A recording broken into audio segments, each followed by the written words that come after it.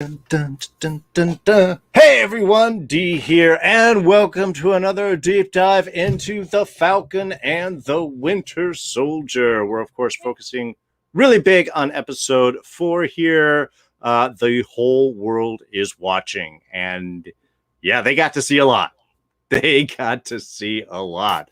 All right, now joining me this week, I'm very excited to have Mark from Enchantment of Eternity. Say hello to everyone, Mark. Hello, how's everyone doing? Great to be here as always. Excellent. And right below, returning from just our first show here for our Falcon Winter Soldier, Agent Corrie herself, Corrie Shoemaker. Thrilled to be here. Steve's probably, well, if he was dead, he'd be turning in his grave, but so he's, I don't know. He's spinning on the moon right now, isn't that's I think that's the rumor.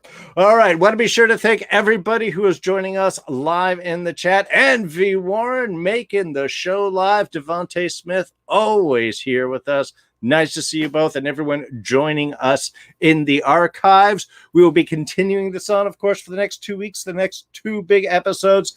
And next week's show should be a fun one. We will have Terry returning with Don Willie. I'm just actually going to bring popcorn and just watch the two of them go at it. It should be fun. Anyway, but let's get into this week's episode 4. The whole world is watching, a big one. A lot of stuff happening, a little dark ending, but you know, let's get things led off here with Mark, who, of course, first time joining us. Mark, let us know what you thought of the show so far, and then give us a good little summation focus down into this episode. Sure. Now, if I gotta be completely honest here. I haven't actually been that big on this show. I think my impression of the show so far is it's okay. Fair enough. I'm still waiting to, it could get better. If the ending's amazing, it could be an amazing show. But so far, I'm with it. I don't think there's nothing that bothered me. But honestly, I was enjoying WandaVision way better. So coming from WandaVision to this, I'm kind of like, oh, all right. To be honest, it reminds me a lot, particularly the ending credits and stuff, reminds me a lot of a Marvel Netflix show. Now, I love the Marvel shows, so I don't think that's a bad thing, but it's kind of yes, it seems like they're going back to similar stuff instead of having sort of new inventive stuff. And I gotta tell you, my biggest concern coming into this show was Zemo, because for reasons I don't really want to get into, I personally thought Zemo was the worst villain in the entire MCU. So when I heard they were bringing him back, I'm like, oh god. But so far he's been all right. He's actually been really interesting. It's been good interactions between the 3 characters, particularly in this episode. I think I remember last week, Darren, on your podcast, you were talking about how it was similar to Joe Pesci in Lethal Weapon 3. Yeah. And so they have that nice little dynamic. So that's working for me. I kind of think that, personally, this is what I thought, that Falcon and Winter Soldier were being kind of dicks to John Walker, and they never really gave him a shot to begin with, and they just rejected him to begin with. But of course, in this episode, we kind of see they were justified in doing so. But I always thought from the beginning that, come on, maybe if you actually gave him a shot and worked with him, he wouldn't turn out to be such an asshole. But I don't know if that's the case. And I don't know. I'm willing to see where they go with this character too, because I like how they did humanize him in some earlier episodes with the conversations he had with his best friend, whose name is escaping me at the moment, who I guess we won't be seeing any more of. But those conversations were really really nice, really good. So so I do think this episode was the best so far, definitely. And so it does have me more interested to see if it gets even better, then it actually could end up exceeding my expectations and becoming a great show. So I hope they take it in an interesting manner. Okay. No, I totally get the criticism. One thing is this is definitely much more of a standard Marvelized show, Marvel story than, say, WandaVision, where we expect Loki to be. And I think that's something that's smart for Marvel to do is they're appealing to the people that like that good kind of old-fashioned action superhero thing, and the people that really are into, no, let's go into the Doctor Strange, okay? Let's go into the really world. Let's jump into the Jack Kirby of it all and get as Ragnarok as we possibly can go and further. So I totally get the different kind of styles and range that Marvel can do. And again, you're with it or you're not. Yeah. Well, I will say I do agree with you, absolutely. But I can be into that other style of Marvel as well. Like my second favorite MCU movie is The Winter Soldier. So if they go in that direction and have that sort of high level quality, then yeah, they can totally win me over. Okay, fair enough. Corey, what have you thought about this week's episode, especially branching off from where we were earlier in the season? Oh goodness. There was a very strong tonal shift in this episode. I felt it felt like all the other episodes we were just like little boys playing war. Nobody's getting hurt except side characters that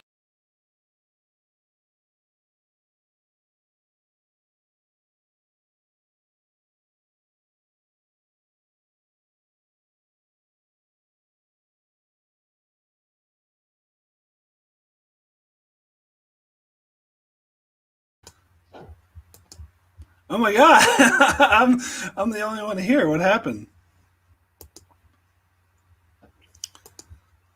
All right. Well, see, I now have to entertain. Can you guys only see me? Is this? Am I wrong? What's going on here?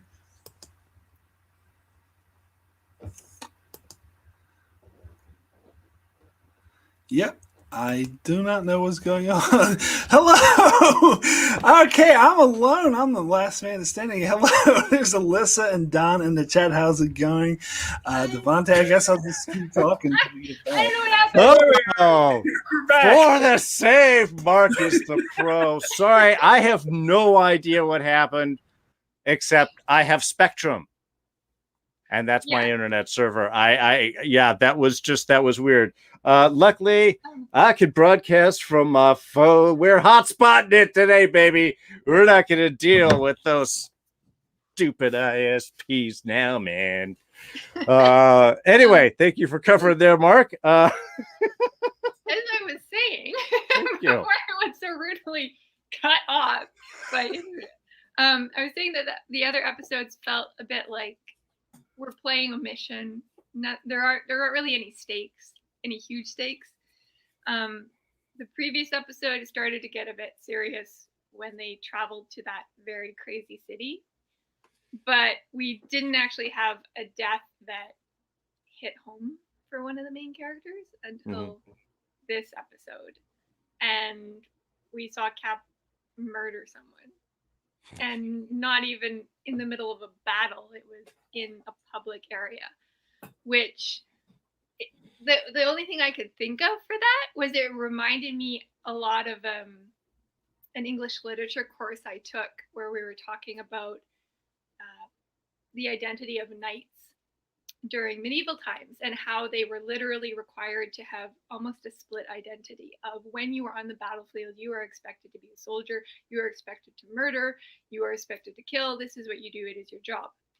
And then as soon as you come back to town, you are expected to be a proper citizen and, go to the balls and events and cavort around and quote poetry and woo ladies. And so there was this like split personality. And so you never brought the violence of the battle into the chivalry of the town or village.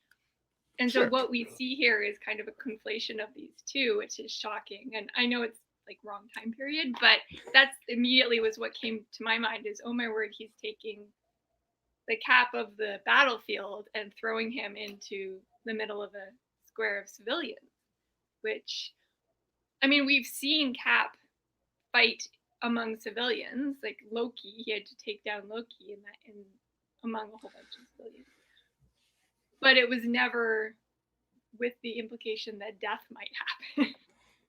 Well, it's funny because I was actually thinking about the scene from Winter Soldier, and you're right, one of the best movies in the whole MCU. Thank you very much.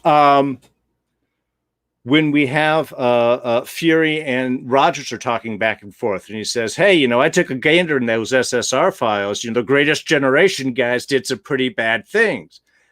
And Steve acknowledges it. Yeah, we did some things, some that made it probably tough to sleep at night, but we did it so people could be free. There was a specific goal that he had. He understood that there were still dark things to do, but yeah, there was the separation of this isn't something that we bring home. And I think this is the issue that we have for a lot of Walker, which we will get into, is he has that image of what Cap is supposed to be as the hero.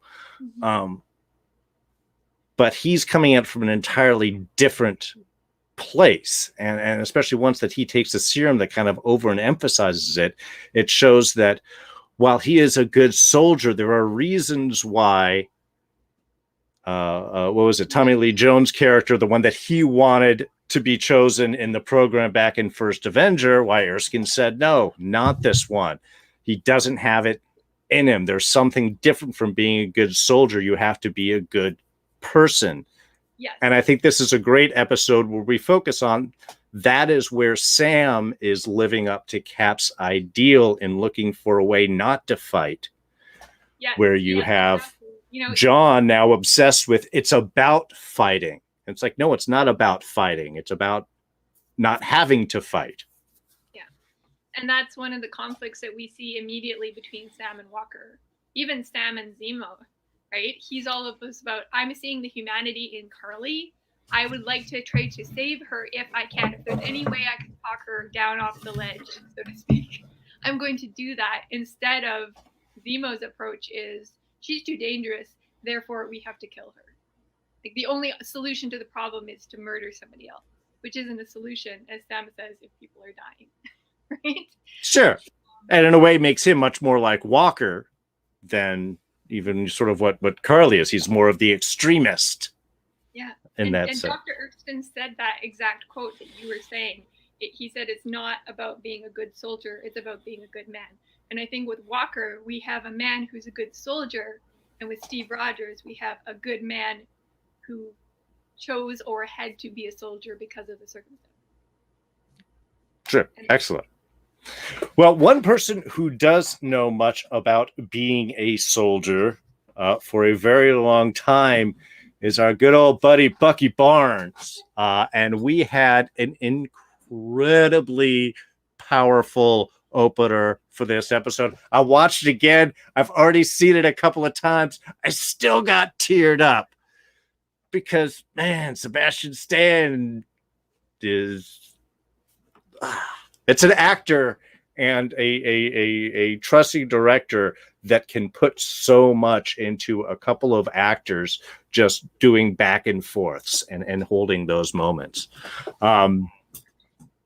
So now, being a fan of Winter Soldier there, Mark, and really have seen, because in a way, this is the continuation of that Bucky journey. You know, how did that hit for you? Because I think it's something that has value because we've been with these characters for so long. It carries so much more. I think I may go as far as to say this is the best scene in the show so far. If not the best, one of the best. It was, I'm right there with you, Darren. I was completely floored. I was also like, you know, getting a bit teary-eyed watching the scene because it's performed so well. Like, Sebastian Stan's performance is so good, and it just really, it's a great character moment, and it really gets you into the mindset. And this is something I think the show so far has been done really well. One of the huge strengths of the show is showing how Bucky's time of being like this brainwashed soldier who's murdered people has affected him and how he's trying to deal with that. And to see the moment where he realizes that he can no longer be controlled and just how much that affects him. It was a powerful moment. So it was definitely a highlight of the show. Definitely. And everything about the scene was amazing. Well, and I think also, yeah, Corey. And we have a parallel line between the two of the episodes where she says to him, you know, you are free at the end. And he doesn't even believe it at first. He's like, this isn't going to work. This isn't going to work, right? With all this trauma. And she says, "You are free." And then it just reminded me of the previous episode where the therapist said, "You're free," and he says, "To do what?"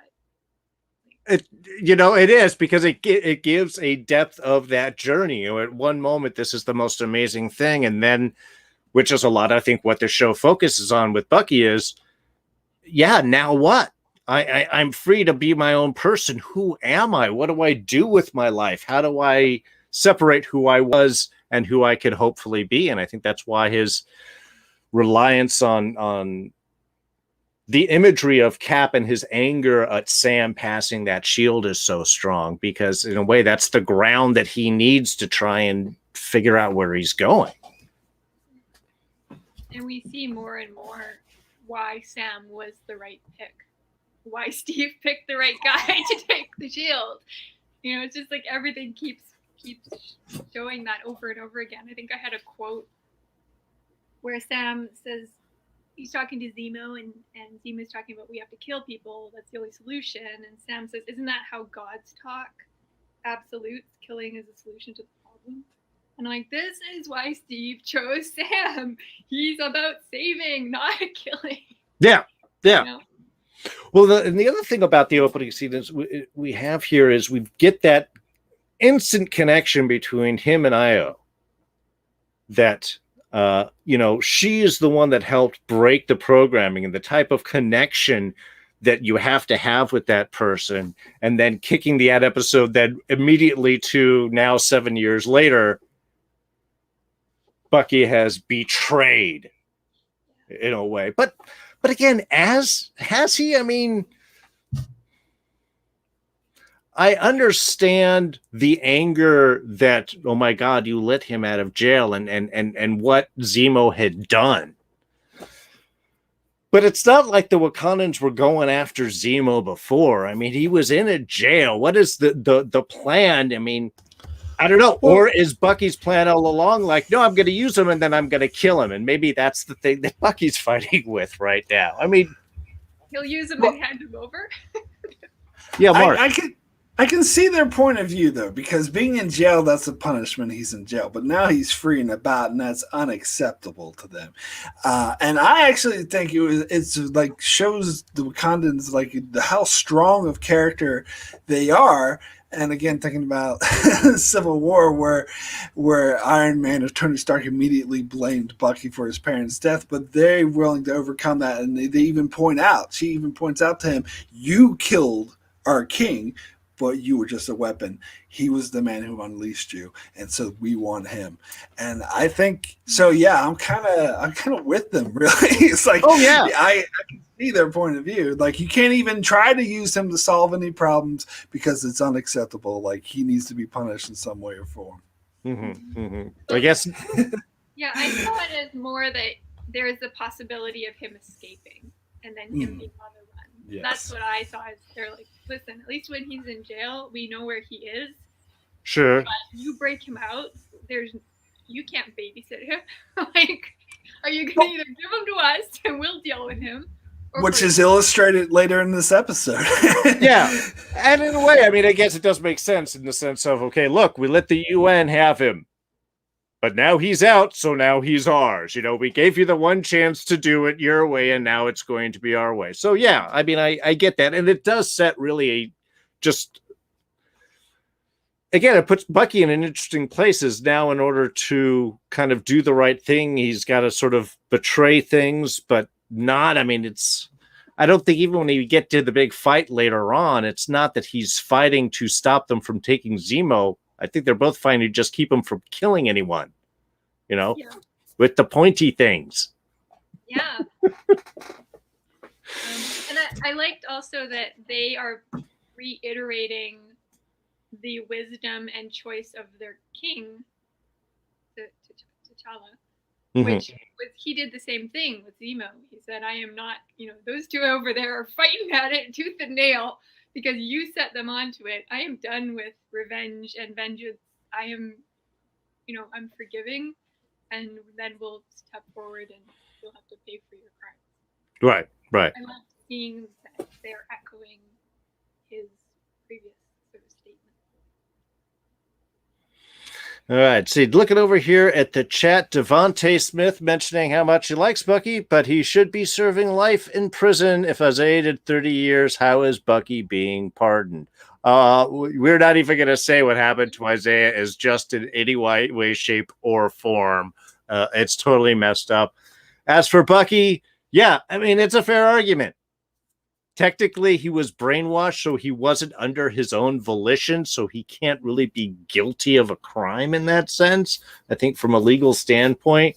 But also, Marvel, you know. Similar to insanity. You plead insanity or you plead brainwashing by Hydra. I mean, Now, personally, I think that's a perfectly good excuse. I don't think he should be in prison because he had no volition, no control over it. He was basically just being used as a gun, as a weapon by other people. So that's excellent. my thought. Yeah. Silva Surf asking if we've seen the Zemo cut that Marvel released, the hour-long dance edit of Zemo dancing over and over and over again. It's quite a thing, and I have to give it up to Marvel for doing that. Not only the full 27 seconds of the actual dance clip, but then they looped it for an hour.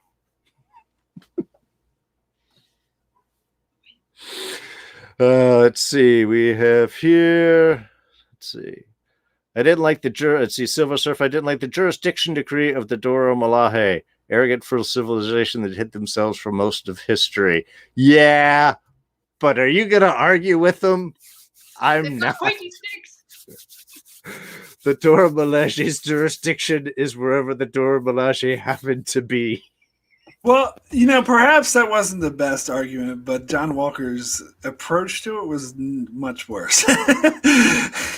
Well, actually, let's kind of. I think this is a good actually transition into that because there is something interesting about saying that to John Walker, who just before it is throwing down like he has jurisdiction to order anyone else. He walks into that scene throwing Sam down like, I order you to give me Zemo now. What was Sam's response? The only thing you're running here is your mouth. Yeah, shield or no shield. The only thing. Great. Love it. Oh, I mean, so there was really kind of an interesting kind of parallel with that is, America does like to go around and be like, we're in charge. And now if you're kind of going around going, no, we're in charge. And America goes, what do you mean? You can't say that. I loved the kind of back and forth, but we also have really a lot of, I think, the essence of John Walker's turn right here, because you have the arrogance of him coming in, the belief that because of who he is, people are supposed to just do whatever that he says, that he's supposed to be the winner. And yet he gets his ass handed to him like hard. And it's just really a continuance of Walker being shown that he's just outclassed. I mean, we opened up the series with him talking about that he was medically studied by MIT and he's a 3-time warrior. And we have later on Battlestar telling him, you always make the right decisions in battle. And yet in this fight, even the non-super soldiers whoop him. And I think this really, especially in this scene, just illustrates the essence when he's laying there, just having his shield handed back to him by just beautiful African warrior. And he's like, there weren't even super soldiers. I think, again, I don't know. It's just, I think this really does sort of clear up the fact that he just feels, I don't know, is impotent the really wrong word, but outclassed? Powerless, yeah. Powerless. Or he's the kid that was always told he's the brightest, the smartest, and then he goes from the small school to the big school and he's suddenly failing every class. And his awareness of who he is. I think basically it's a crisis of identity and value. And I mean, what I had in terms of my notes, just looking through, is that he, he's desperate for approval or to prove himself, and he thinks that identifying his like giving his name is enough for him to be followed, as you said, and seen as a good leader. And that's not at all what Steve did. Steve didn't really care who called him what. I mean, nobody gave him any authority. He was talked down to. He was called, what was it, like the chorus girl or something? Don't you have a show in 5 minutes, right? And so, he has that line about, don't you know who I am? Oh, yeah. Assumption of, excuse me, I'm the most important person in this room, stand aside.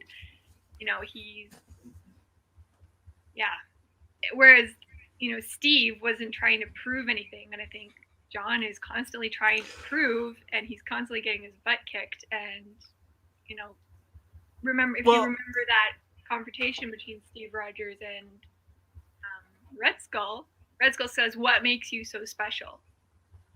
And if it was John Walker, it'd be like, "I'm Captain America," right? But Steve Rogers' response is nothing.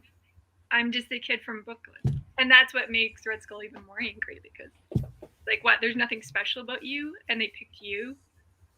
So. Yeah. Mark, do you have a thought there? Yeah, I just wanted to say to be the devil's advocate for John Walker for a moment, because I can kind of see, and I think the show does a good job with this too, because I can kind of see his point of view where no one, especially as I said, the way that Falcon and Winter Soldier were talking down to him, and no one seemed to be taking them seriously, and that's why, and the people that mattered, like all the masses, the people taking pictures and asking for photographs, like that's.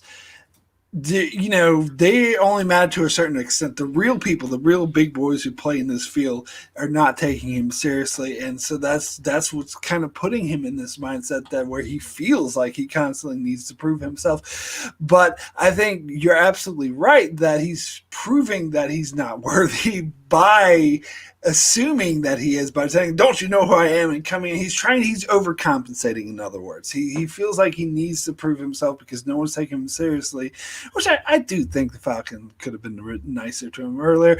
But regardless of that, I think he's just made things worse, and he has this sort of overdependence. And so I think it made all the sense in the world that he would take the serum. Yeah, I love that scene. I thought it was amazing. Are we assuming that he took the serum in between the fight, like when he comes out of the one door and bends the metal, and the one character? Oh no, he took it after that conversation with Battlestar before they invaded the house, because even once Battlestar's gone or Lester's gone, he busts through that one doorway. Oh yeah, that's pretty strongly, I think, and he throws the shield, and you see him start to do his little like twitchy bit, which is always a sign of crazy, which I think is just, this is the serum working its way into his system, is through this scene from the beginning, and it's getting stronger, and then he suddenly is able to kick this guy down the stairs, and he's fully engaged and, fully crazy and mode. Remember with the serum, that Dr. Erskin says, good becomes better, bad becomes worse. Yeah. So those elements of John that are problematic now are just going to. Well, and I think that we also, okay, first off, Wyatt Russell, hats off to this guy, because from the moment one, we have hated John Walker, and it's because of what he has done. The guy's doing an incredible job with every bit of showing us someone who is insecure, impatient, wants to be the leader, whether it just be the way that he stares at things, or his little twitch, or his eye. I as much as I'm harping on the character, I want to be sure to give definite praise to the actor who is bringing it. It took me a while to figure out it was the same guy who was in that Black Mirror episode. Once I saw it, I was like, "Oh my god, that's him!" Oh yeah, I mean, as he's like gained and lost certain weight, his face changes. Yeah, So I think he actually was. Hair anymore. I think he actually auditioned for Captain America against Chris Evans originally, and they went. Evans was one they went to. So I think, in that sense, there's kind of a fun thing with him getting a chance to now play the darker Captain America, which is just awesome. But yeah, but as saying, we get to see throughout it how his impatience is sort of set up, how he gets a little twitchy. I know some people in the chat and I've seen online have wondered if he had taken like some temporary super soldier serum and he was coming off of it at times, and that's why he would get edgy and such. I don't think that's the case. They don't imply that anywhere else in the show. I think it's just a character bit of showing his, just the fact he's a little unhinged. What is it that Bucky says? Which is why I think Bucky's awesome. Crazy. I know, crazy. Yeah. Which is great because I think Bucky knows his role as support. He knows he's not Captain America. And I think that is the great thing. He is aware that he is too damaged. And while he wants to be good and to do the right thing, he doesn't have the drive. Sam has that vision and purity to him. I thought it was also interesting that they had that little brief conversation about the soldiers that Sam used to counsel when he wanted to go in and talk to Karli.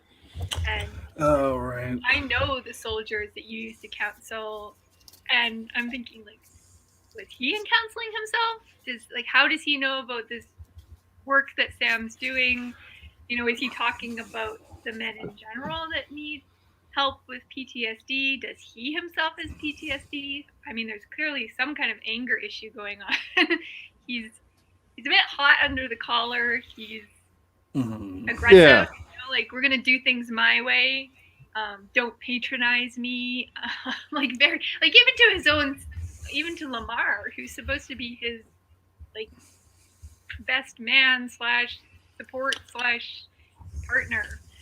Well, yeah, I think it was obvious in this episode that he was losing it, that he was buckling from the pressure, that he couldn't take it. And I think that when he burst in and interrupted Falcon, who was talking to Karli, I think that's probably the most incompetent thing he's done so far. And it really proves that he is not capable of playing that at this sort of level. So any sort of sympathy I may have had for him, because I had in the earlier episodes, I think they did do a good job of making him sympathetic. He's like, oh, how can I got to prove myself, got to be worthy, am I really worthy?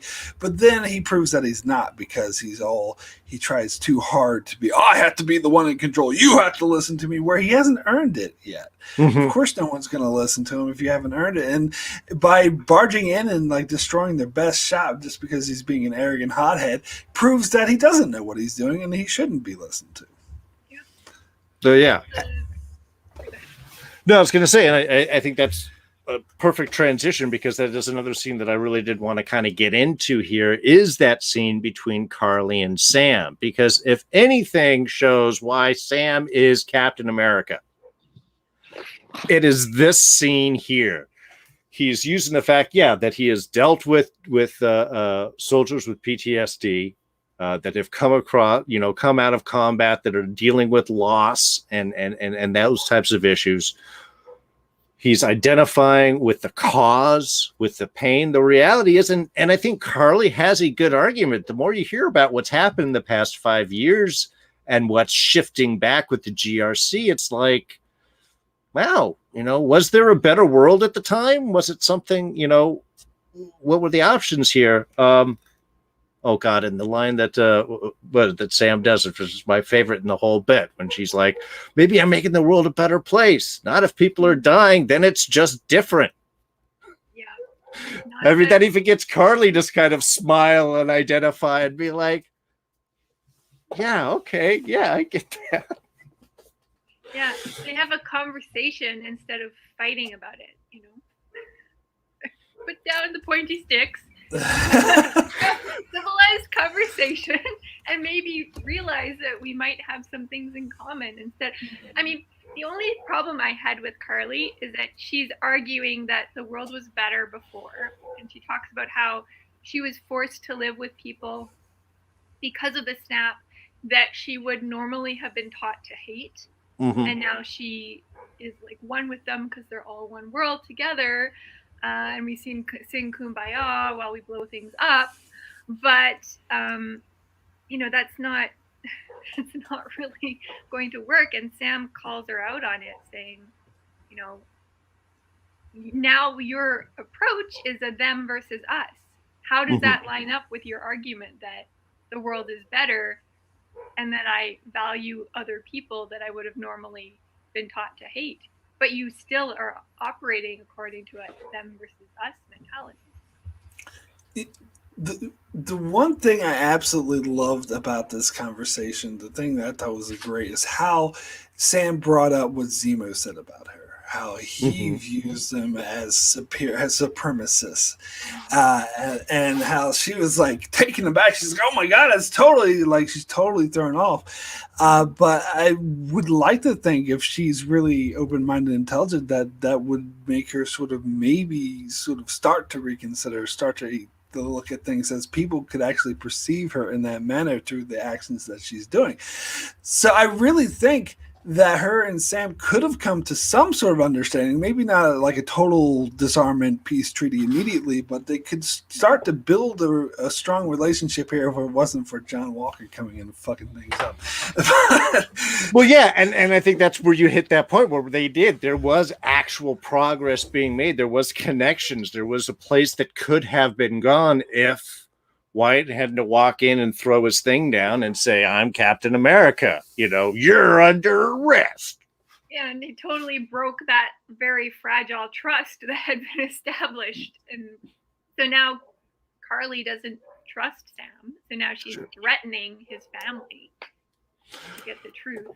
Right. Which, again, a beautifully shot scene of Sam's sister with the storm clouds behind her and just that kind of opening shot, just that wide shot.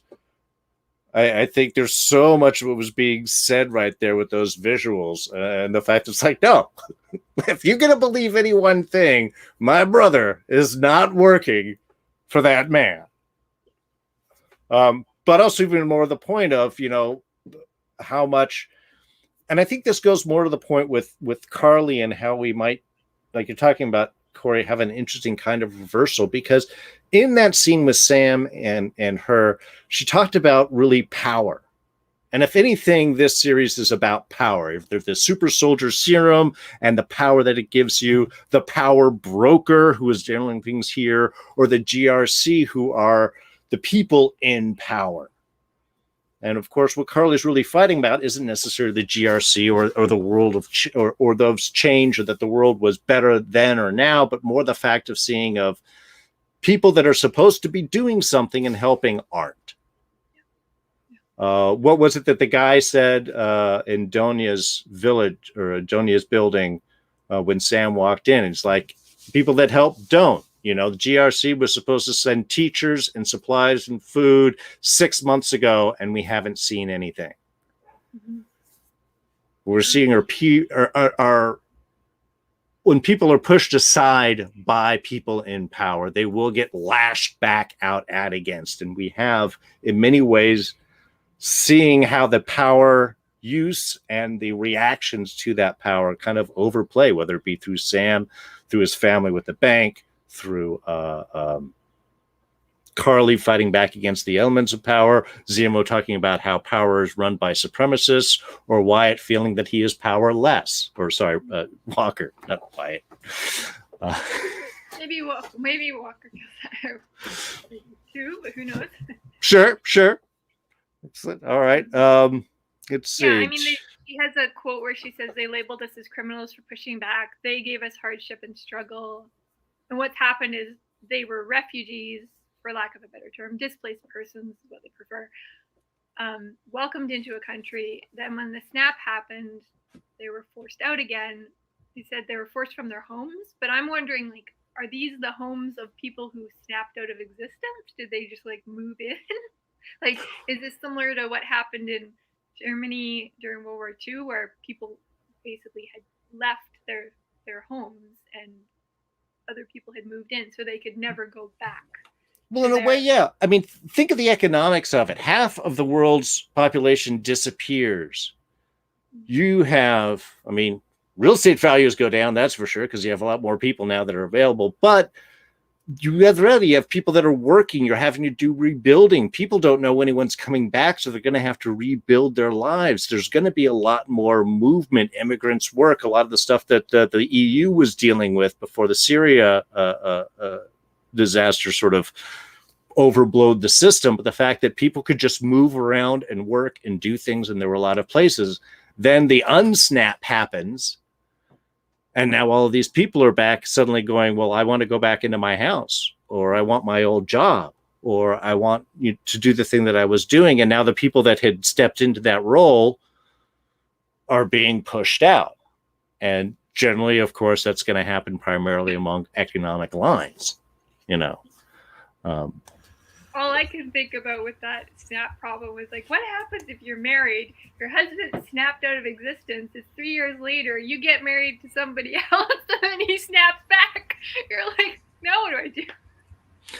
Well, and I think they're also talking about how even borders and systems have changed. I think this is how we'll end up getting our Dr. Doom in Latveria burning out, because they say Sokovia was eaten up by its neighbors, and I'm sure you'll have a whole lot of areas that are shift and change as people coming up. And you know, I could see a Dr. Doom seeing aliens coming down and putting on armor and magic and taking his country back. And so I think we'll get a lot of great stuff out of these 5 years, but I think we'll see that the turmoil will be an interesting catalyst for things moving forward for the MCU. I think they may have found just a gold mine here with what they can play with. And one thing I really gotta say is I love how the storyline, how they're making like the small details about the snap and the what you call the unsnapping or whatever. That's all the blip. Yeah, the blip, and how it all comes back. That's great, because these are things like I felt sort of empty about an Endgame, because I love Endgame. That's my favorite MCU movie ever. But when I saw it, I was like, what about, like, how would this actually work with people gone for 5 years and coming back? So I love that they're addressing, like, and WandaVision brought it up too, so they'll probably continue to address this throughout Phase 4, and Far From Home as well, which I loved. And I actually love, this is a nice little detail I didn't think about, how people, they would have had all these empty homes, so refugees would be able to live homes. But as soon as those people came back, they're like, all right, get out, these people who were gone for 5 years, and how that would make them feel displaced. So I think it's a really interesting storyline. I love how Sam can relate to her, but says that you're going about it the wrong way. It makes her a lot more interesting than just a flat out villain.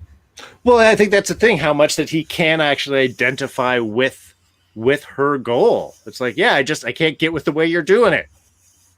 You do the right thing. I get with all of this, and we should fight. We should stand for these things. We should try and make things better. Blowing up buildings and killing people isn't a way to build that new, better world. Yeah. And I mean, the news story was saying that one of the workers that was killed in the explosion was a father of two that had just started working there that week. Like, you know, and she has that line about they aren't innocent. They're just roadblocks in my way that I have to get through, and I'll kill them again if I have to. It's like, whoa, I didn't even say. I was like, oh my goodness, girl. Okay, did you listen to what you just said?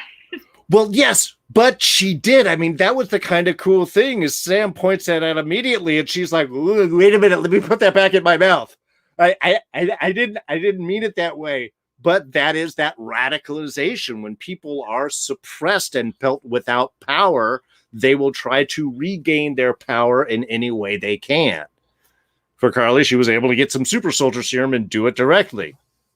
For Walker, well, his powerless, he was able to do the same thing, but to different ends. And I think we may find out that Karli is the one that sacrifices herself to save somebody, or even save Walker, or, you know, something like that. That she dies that heroic death, because ultimately that's what's in her, even though she's too willing to go the wrong ways. She's like the almost Captain America. Well, except not thinking that America. She's probably not going to make it out of this series alive. No, Marvel will kill another villain for sure. Oh, another thing that was really cool was we found out that her best friend, I don't remember the guy's name, but his grandfather was a World War II resistance fighter. Oh, that line is thrown out there. Yeah. Yeah, and so I was really surprised that her response to Captain America and the Shield was almost hatred. Like she said, it's a bygone era, the old let the past die, kill it if you have to kind of mentality, right? And I'm going, what? And whereas he was a Captain America fan when he was younger, and he liked that kind of hope that was given through the character of Steve Rogers. Sure. But I guess for Karli, it's like, how has that been corrupted by the powers that be that are in charge there now to just use it to throw? I don't know what accent I'm doing right now, but one thing I did want to bring up here real quick before I forget is as interesting as Zemo's choices are, I have to applaud the fact that he is committed, that he hates super soldiers. And given the opportunity, serum in hand, happily and willfully destroys it.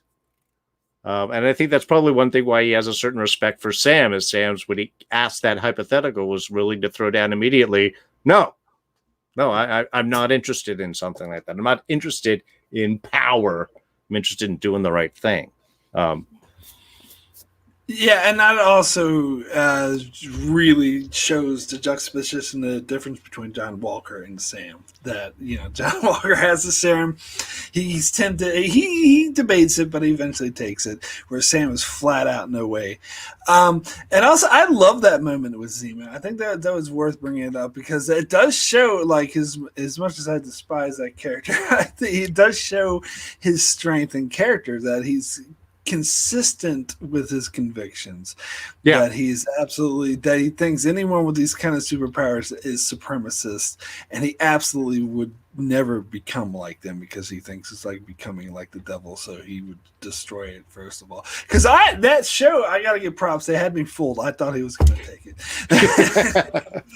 well again, I think that was one of those interesting moments, is how committed is he putting on airs in order to get his own power?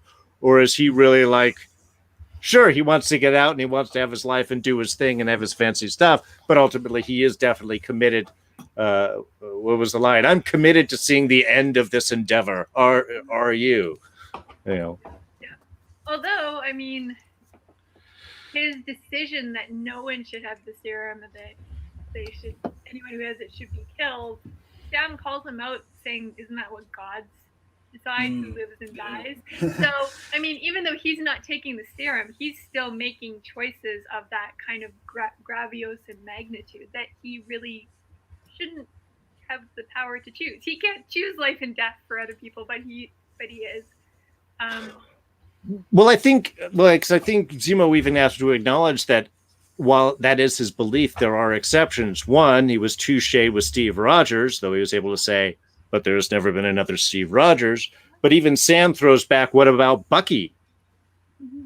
And I don't think Zemo would be ready to get rid of Bucky. I mean, they have their differences, and I'm sure Bucky would be very happy to kill Zemo. But I think there's also a level of respect there as well, because Bucky hasn't fallen into that.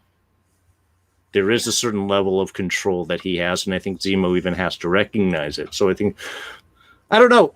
I'm wondering if they're foreshadowing that Sam gets the super soldier serum by the end of the show. I honestly hope not. I don't think I would like that direction. I think it would be a cheat, but I'm wondering because they have kind of hinted at a few things in that sense, or maybe not. I think it's actually a more powerful statement if he doesn't, because again, it's juxtaposing him and John Walker, and it was showing how John Walker. I think he's going to spiral downwards from here. I mean, at the end of this episode's any indication, taking the serum is not going to be a good thing. So I think it's going to juxtapose about how someone could be better with or without the serum. You also have Bucky, and with this dynamic, who could also be a good person with the serum. So I think it's more powerful. rather than let's all take the serum, rather than have someone who remains without it.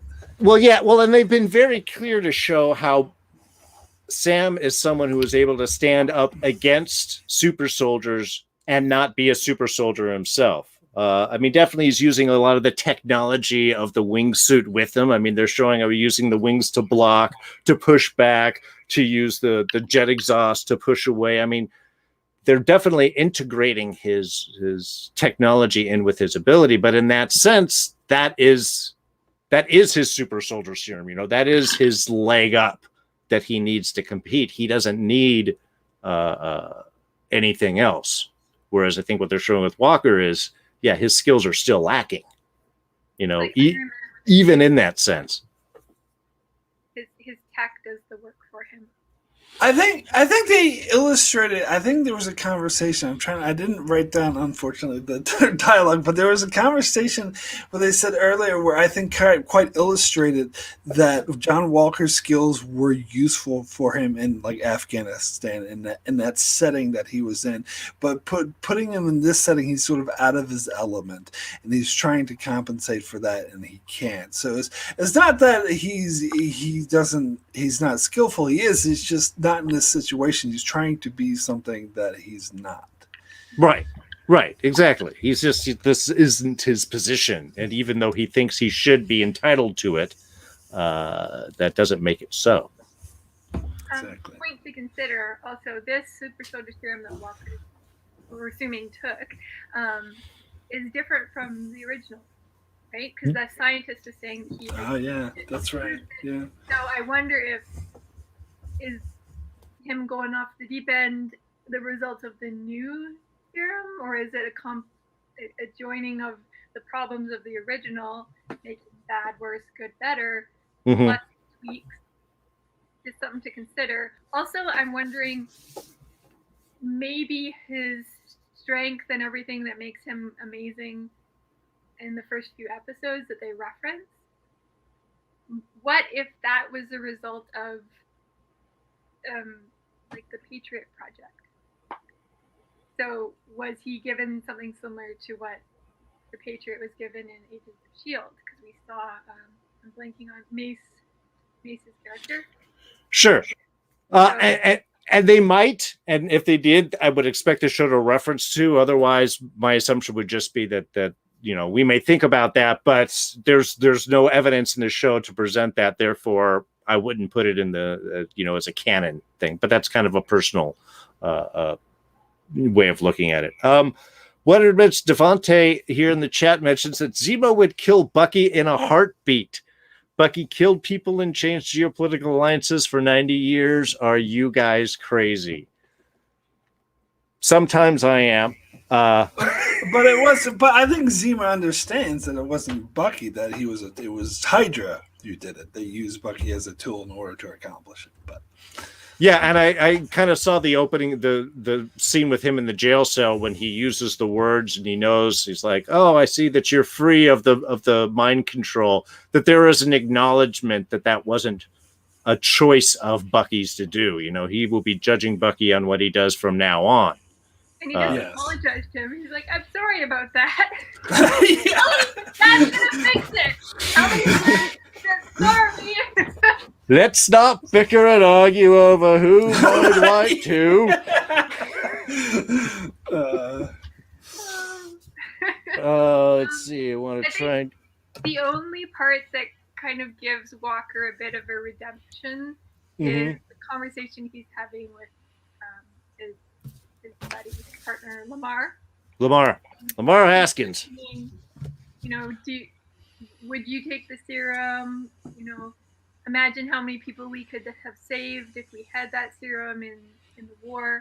So you can kind of see in his brain the way he's thinking about it. He wants to use it for good things and to sort of bolster his abilities as they are. But the only thing I'm thinking is, the road to hell is paved with good intentions.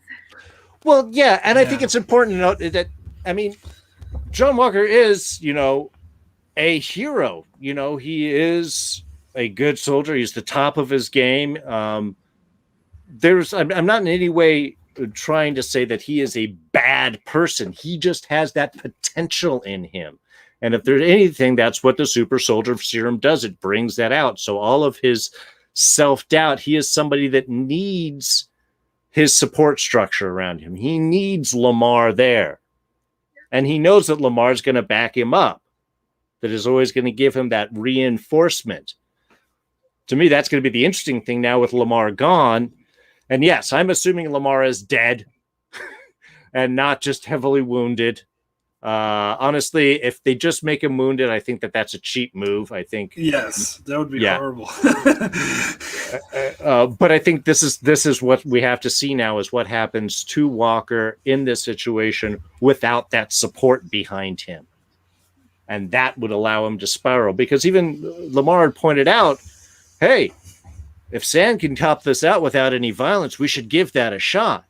You know, he was trying to be that voice of reason, that counter to him. So without him now, I think this is what's going to really be the main drive for Walker to go. Lamar seems to be the person that can kind of talk him down. Because even when it's having a conversation, Walker said, you know, don't patronize me. As if, or he said something like, don't do that. As if they'd have these kinds of conversations frequently. With, you know, Walker being very act first, consider the consequences later, like shoot first, ask questions later. Yeah, I think, like, as I mentioned before, I think through the conversations with Lamar and John Walker, you could see them being how Lamar actually was really helped John Walker become a better person, a more relatable person. I could relate to him more because of what I could reveal with them. But now that he's dead, I think you're right. He's just going to go in a downward spiral. He's going to become a more evil, terrible, more incompetent, more just a bad person without that counterbalance there. Which is, of course, with the preview that we got with our big final shot with Lamar's dead, and now Walker going for revenge. He spots one of I don't know, Karli's lieutenants, should we call her, fellow super soldiers, and in front of a crowded person shouting, "It wasn't me, it wasn't me," gets, okay, you could read this two different ways. One, did he do the Captain America versus Iron Man chest smash? Or was that a full decapitation? I think you could read it either way. It felt decapitation. Yeah. In front of a crowd. This is not going to go well on social media. Yeah, everyone has their phones out, which is what the title is. The world is watching. Now, do we think that this is an immediate, we have to stop him now? Do we think that Walker tries to keep going forward? How is the reaction going to be from his superiors? You just did this in front. Is this going to be, we have to take away Captain America? Does he go fully rogue? Where do we start to spin Walker in this state of mind at this point? I'm guessing that basically the government will kind of turn against him because they really, in a way, are just using him as a tool, just like Bucky was used in a sense. And now that he is not performing the way they want him to, I think they're going to just dump him essentially, and that might even contribute to his spiraling out of control. Like, you gave me this job, you told me to do this, I did what you wanted, and now you're gonna leave me, and like, that's what I'm a bit concerned about. That he's okay. Well, yes, John Walker certainly is a tool. That's but I think, I definitely think that could be the case. I think they made it clear with the whole we're watching. Like, there's no way that his image recovers from that. There's no way he's going to have people coming up and saying. So I definitely think they're going to take the shield away from him, kick him out. Now he has a serum. Yeah, but he has the serum, so he could become, a supervillain, basically. Sure. But you know this can't go down without a big throwdown between Bucky, Sam, and Walker for the Shield. I mean, I think they implied that the new preview actually seems to pop out to imply so much of a certain showdown. I wouldn't see him reporting back, and certainly not going, okay, here's the Shield back. You asked for it, here you go. I don't see that. Whether it's immediate or out, I think we definitely have to have that passing of the torch. Or the government calls Sam and they basically say, hey, Walker's gone rogue.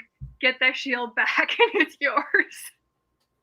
Fair enough. Well, I think at the very least at this point, if Sam gets it back, much kind of like Wakanda looking at Zemo, it's like, look, I gave it to you once. I gave the shot. You messed it up. It's now coming back to me, and I'm going to deal with it. Wakanda gets Zemo, and Sam gets the shield. And that's how we wrap things up. I mean, one thing I was thinking of, and I did kind of want to bring up, is that I think the government or whoever specifically was in charge of giving John Walker the shield and making him the new Captain America, like, I think they're the main ones to blame. Like, that's why I was willing to give John Walker the benefit of the doubt at first, because he was chosen for a job and he tried to do his best to live up to it at first, but then of course he proved unworthy and he didn't deserve to have that position. But I blame the people who gave him that position more. And so I don't trust them to do the right thing and give it to Sam. I think they've proven that they're incapable of making. They must have some political reasons for not trusting Sam. And plus, to trick Sam like that to say, "Oh, give up the shield, put it in the museum, and just give it to another guy," that was a real dick move. Well, actually, okay, that brings up an interesting thought here that I'm going to sort of play with. Are we seeing the formation of a new kind of villainous power structure in the GRC, in the Global Repatriation Council? Because someone in the chat, and I'm sorry, I'm not going to scroll up and search through to try and find out who, mentioned that Cap works for the GRC, and that's what actually gave him jurisdiction to be there. I know he's works with the GRC. I don't know if he works for the GRC. I think he is specifically America's hero. But this would be kind of an interesting, I don't know. I always love Hydra coming up from the middle of things, but it's sort of a way for a new nefarious power structure to form out, in the sense of, we want to return things. They even talk about the Patch Act, to rushing ahead, the return to old borders and old control patterns. You can see that these are the people that may have gotten blipped out, coming back, trying to regain power and reset things. This might give us some really interesting power plays, or an organization that will continue through the MCU for projects to go forward. I'm wondering if we're going to see that. And perhaps give some validation to Karli and her cause. Mm-hmm. She knows something we don't know yet. To me, I love that idea. I think it would be a great ending for the show if they did it in such a way that sort of made Karli and her group a bit more gray, and made the what they call the GRC, made them GRC, more of the villainous organization going forward. Like, I don't know if I would say the new Hydra, maybe I would compare it more to what's his face, Ross, on steroids. Just people who are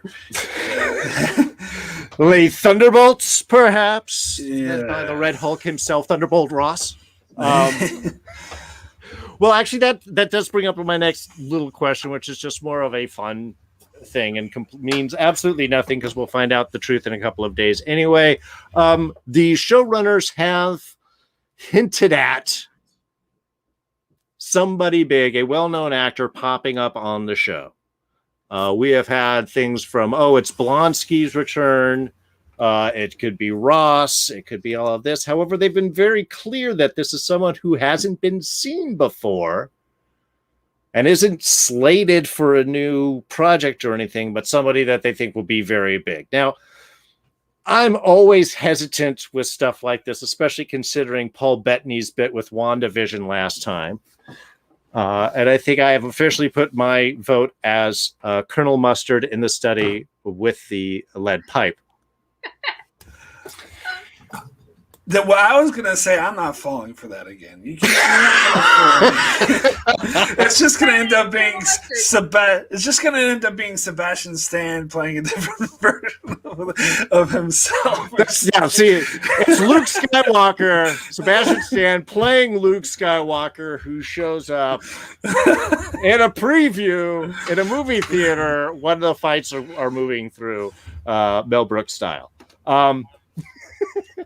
I like that. Yeah, see, I'm sort of hesitant, and the only thing I could think of is we keep talking about the power broker. If we're going to see that character, okay, I mean, you're going to get I don't know, somebody famous playing. I can't think of anything in my mind right now. You can't get Ian McKellen or somebody because they're going to think that, oh, it's Magneto. Old Magneto showed up, and they don't want to do that. So. Yeah, I don't know.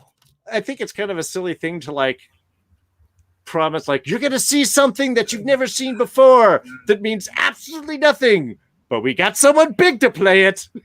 Yeah, well, here's the other thing about the power brokers. I can't get excited about the identity of this person. It's probably just going to be a nobody that doesn't matter after what they did in WandaVision with the engineer or whatever. And it just turned out to be some random person. And I was just so excited for like a big cameo. So they've kind of made me cynical about the whole thing. Now, actually, remind me. Now, she did say he as an engineer, but isn't the engineer that she was talking to a she? Did she say he? I didn't catch that. It's M. Yeah. Okay. I'm fine with that. Yeah. I thought it was like we're gonna go meet him or someone like that, and then I thought it was. I'll have to rewatch. It's been a minute since I saw that now. So, Alyssa Jean mentioning that they said that it is not the power broker, but it was an Academy Award winning actor or actress that we wouldn't expect to see in the MCU. It's Betty White, ladies and gentlemen. Wait, is Rami Malek already slated to be in the MCU? If not, it could be him. He's an Academy Award-winning actor. Now, there is thought that a lot of this show could be leading into actually a Thunderbolts type situation. Zemo was a member of the Thunderbolts team, led by Ross, who of course is William Hurt here. So we do have the elements that we could set into that, but yeah, I don't know if it's just going to be like Stan Lee or somebody. You're going to have Samuel L. Jackson. No, he's already Nick Fury, who hasn't been in Marvel. See, I think that's the problem. So it's someone who hasn't been, because when I was talking with my friend, my crazy idea was having like the real Cap, Steve Rogers Cap, show up at the last minute and be like, you're doing it all wrong, dude. Oh, well, I mean, they've got the joke about him being on the moon and the things and stuff. And is he up there with, on a basis? Do you go back to a parallel universe? What happened with him? Yeah, I don't think that they bothered to do that for some reason. I think that they want to kind of, so yeah.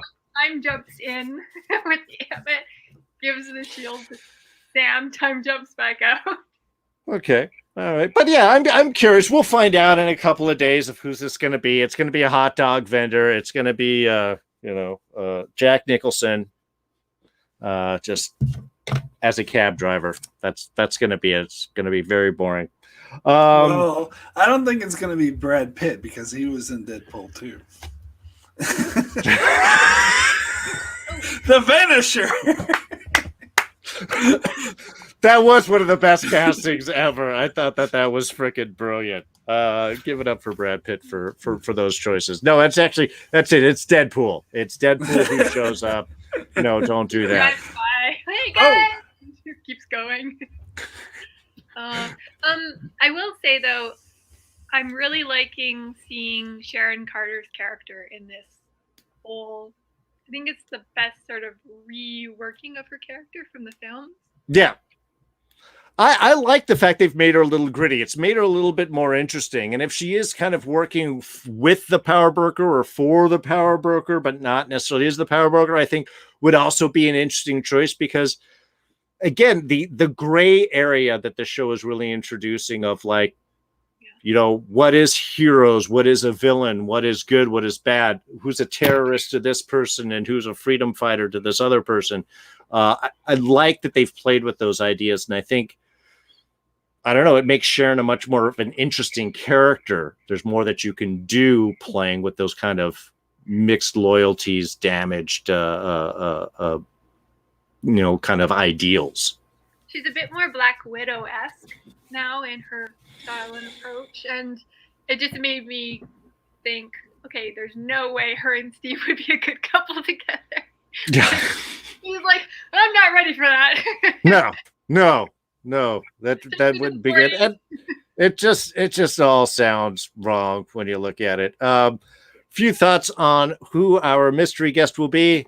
Daniel Day-Lewis coming back from retirement for the MCU. Robert De Niro, Meryl Streep, like that one you would not expect, or Al Pacino as Mephisto. Okay, there we go. I think that's the one we're all going to agree on right here. Hey, I'm Mephisto. All right. Al, we want you to do it, but we want you to want to do it. Don't just show up for the paycheck. Okay. Well, I think that pretty much covers all the big points. Any final thoughts or moments that I have missed that you guys want to hit on, touch on, or look forward to seeing? Zemo. I thought it was. He basically is being the stereotypical don't accept candy from weird strangers. Right? Turkish Delight always makes me think of Lion Witch of the Wardrobe, too. And Edmund takes the Turkish Delight and betrays his family, which is exactly what these kids are doing. They're taking the Turkish Delight and giving information about Mama, whatever her name was. And then they also he mentioned something about his Turkish Delight used to be his son's favorite treat, and I looked up online because I don't know a lot about Zemo's character, but apparently he was married and he did have a son named Carl. Yeah, they were killed in the Sokovia incident, and that's what pushed him to go after Cap and everything for Civil War. So yeah. So I had forgotten about that. So that was kind of a neat little reminder. What I didn't understand is, why does he tell the kids that Falcon and Bucky are bad men and not to be trusted?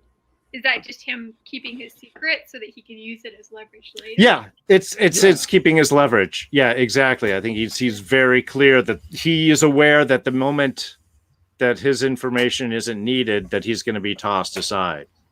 So yeah, I think that's him. And yeah, I love how he's kind of the sneaky one who's like, look, you guys are doing the wrong things.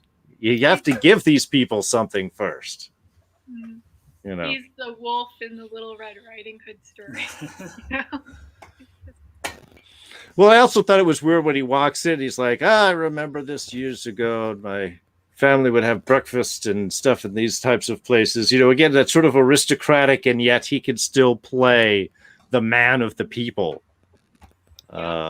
which I find kind of interesting, especially considering everyone else even Walker was just like, you're following a kid? I don't understand he's just completely lost. And Zemo's like, I know how to navigate the world. Yeah. Funny quote. Looking strong, John. the shot of Bucky and Sam just watching the Dora Milaje just kick the crap out of these two. And Zemo's like,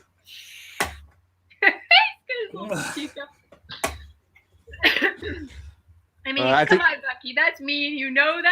That's his center point. He's always concerned about his strength and authority. Oh, actually, speaking of that one, the one thing we didn't hit on, and yeah, we'll do that quick rule before we wrap up. Bucky's arm, detachable arm. Oh, right. That was a nice surprise look. And I did find it interesting that there is a moment where you have, I'm going to say it, two white men with horror in their eyes and being overpowered by two beautiful black women, Wakandan warriors. There was definitely some interesting imagery going on right there, which I was all about. They could do that. It's like, nope. But it does make total sense, yeah. Because they Now, sort of helped him, yeah. Yeah, now they did. There has been debate, about is this right? Should they have had this? I have my opinion. Is it right for the Wakandans to have a secret detachable arm code for Bucky's arm that they made for him? I mean, I don't know so much of I don't know if I would put it in those terms. I would just say I would more think of it like they helped construct that for him, if I'm remember this correctly. Yes. Right? Yes. So I think that if they helped construct it, they would know how to take it apart rather than it being like a secret code. It's more of they're familiar with it and they would know how it operates and how to disable it in the quickest way. Yeah. Yeah. Okay. Yeah. See, that's what I thought. Was thinking primarily is like, well, they just made it. They just know how to take it off. Yeah. I heard someone refer to that as like this equated to like the 7-point kill, like in Kill Bill, where she like has a 7-point touch and immediately kill the person. Where she kind of did the same thing with the arm. Yeah, actually, for me, it was The Last Airbender, the cartoon. There was never a movie. You're all lying to yourselves. What movie? What are you talking about? But yes, one of the characters knows all of the chi points to hit to keep people from bending in powers, and that's the first thing I saw, which is like, whoop, wah, wah, wah. I was like, he's stopping his bending. So yeah, that dates me. Anyway, that was kind of a fun little bit. There was here says that she says Bucky had no clue it was a hidden feature. Maybe. One other thing. Yeah. We can say they're even. He betrayed them by letting Zemo out, and they betrayed him by using the secret arm code. So I think it's totally fair. Like they constructed, they know how to take it back together. So I don't really see it as sort of as deceptive in any way. Like just knowing how it works and like, well, if I'm going to disarm you, I'm literally going to disarm you. Thanks. I've been waiting all show for that line, folks. We're going to end it right there. So, just now yeah. Sorry, there's one other thing I wanted to bring up, which I thought was just thinking about as an interesting point with Karli and Sam when they had their talk, where how we were talking about how Sam could relate to Karli, but I actually love that Karli actually could relate to Sam as well, saying with this because she knew about his situation with his sister and his house, and it's like, how can you trust those same people who were going against you? And we saw earlier when they went to the bank where the guy was like, "Oh, I'm such a fan," and now you got no chance to get out of here. Like that, he's also being a victim of the system. So she felt a bit of sort of camaraderie to him as well, but more of, why don't you come to my side rather than I'll go to your side. So I thought that was a nice little touch too. So I hope they play more on that in the future. Like I hope they develop this relationship more. I do understand why she doesn't trust him when that idiot John Walker shows up, but I hope that they're able to move past this. Yeah. Although I will say I think she kind of bombed any efforts there when she used that information then to go threaten, and he's like, "Is this how it's going? It's going to go now, Karli? You're gonna use." Well, but you're right. That was good, and she does like at least point out right there, kind of like we were referring to. Mark is, look, I was hoping I was wondering if you'd join my cause, or at the very least, just let me go. So yeah, she is definitely playing the, hey, you can identify with me. Why are you on that side? You should be over here. It's in the fun V, not the humdrum V. Well, and here's the thing about her threatening her family. She tells them that she had no intention of actually doing it. She just wanted to bring him here. And I believe her. I think she's telling the truth. Whether or not Sam will believe her is another story, though. But that'd be an interesting thing. Yeah. Well, even if she doesn't think that he would do it, I think it's more along the lines of, whoa, you're kind of crossing the line right there. You're calling family as I show up at your TT's funeral. Also, let's not forget she's blatantly said that she was planning to kill John Walker. John Walker. Oh yeah, that's another. Well, that's another thing I wanted to bring up because they act when they killed Lamar. They were acting like shocked, like, oh my god. I was like, but why are you so shocked? You just tried to kill John Walker. I mean, if you're trying to like tear him up and kill one person, you end up killing the other person. Like, what? You shouldn't be so surprised if you're trying to use violence in that manner. To be honest, that moment was a little for the audience, I think, because there was that kind of like the shove and, everyone's fighting and smacking and throwing around. And now this one guy gets thrown against and everyone stops. How is this different from the other guy that just got thrown through a wall like 2 moves ago? Now give it up for Lamar to jump in front and save Walker like that. He died saving Walker's life, really. In effect, yeah, it was the second move afterwards. But give it up to the guy for being there and doing the right thing. But I do feel like that pause in the fight, like, oh, we've gone too far, was definitely more for the audience story break to now move into the next thing, as opposed to something that should have happened. Yeah. I mean, the fact that they even noticed that everybody stopped and noticed this one guy just got messed up was kind of shocking. I did real quick want to address in the chat. Silver Surfer says that Lamar wasn't the symbol, Walker is, so Lamar wasn't the target. They wanted to destroy the symbol, and I understand that they didn't want to kill Lamar, but they shouldn't be. What my point is, they shouldn't be surprised if they're using brute violence that someone's going to get hurt, and that they're going to end up getting the wrong person. And also, even though John Walker was definitely the bigger symbol, the bigger target, they would still consider Lamar their enemy. He's still working with their enemy to try to stop them. Yeah, I mean, you could say they did take him, knock him out, and tie him up to try and get him out of the fight. And Lamar got back into the fight and kind of, put himself back in the danger zone, if you want to start getting technical. But still, yeah, it's the middle of a fight. It really shouldn't have stopped the action outside of just letting us go, oh my God, Lamar! I think the best kind of little dialogue bit that explained everything that was going on for me was the text message from Power Brokers where he says, "You've been playing revolutionary on borrowed time, little girl." And I felt like, yeah, it kind of feels like there's kids playing at war, and then it's all fun and games until somebody loses an arm or an eye or gets killed, and then suddenly they're like, oh my goodness, there's consequences to this. We can't just blow buildings up and expect everything to go according to plan. Oh no, we're going to get arrested for something. Like, I still feel like Karli is a child playing a soldier's game. Oh yeah, in a way, she is outclassed. She has more power. She doesn't understand the larger game that the bigger people are going to play, and I think that would be kind of the interesting squash point. Is like, you've done so much, and now we're just going to see you like, oh no, the gods just squish you now. Anyway, I'm very curious where we're going to end up. We got 2 more episodes to do that. We have Power Broker info to get. Whether or not we see that character or not, I'm not even really sure.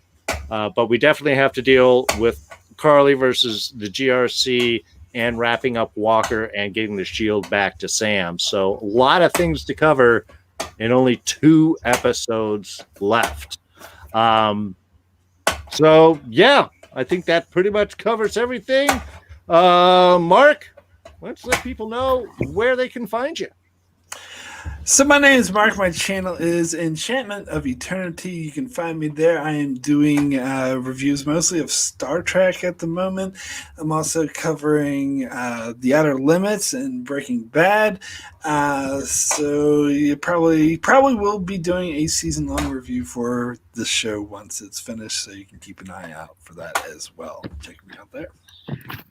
Excellent. And Corey, let people know where they can find you. You can find me at Biblical Bliss for my YouTube channel. It's called Soothing Scriptures, or you can find my author page is Literature with Charm. I'm also on Facebook as CL Shoemaker.